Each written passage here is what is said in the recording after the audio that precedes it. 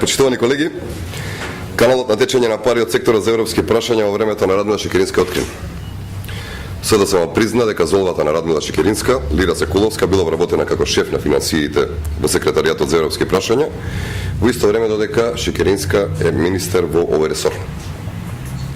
Радмила Шекеринска не убедуваше дека е честна, а целокупната финансиско работење на секторот за европски прашања го доверила на собствената золва, сестрата на својот сопруг.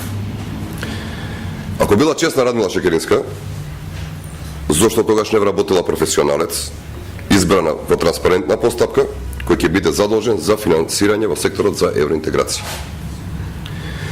Наместо тоа, Радмила Шекеринска за шеф на финансиите вработува сестрата на својот сопруг, собствената золва Лира Секуловска.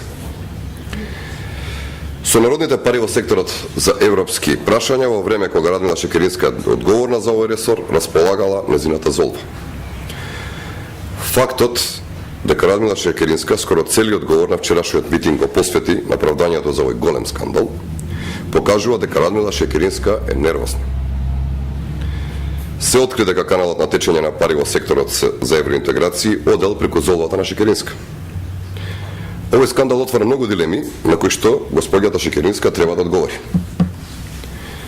Дали золвата на Шекеринска, Лира Секуловска, е човекот преку кој СДСМ и Шекеринска извлекувале пари? Дали золвата на Шекеринска е само параван за кој што се кријат многу матни сделки?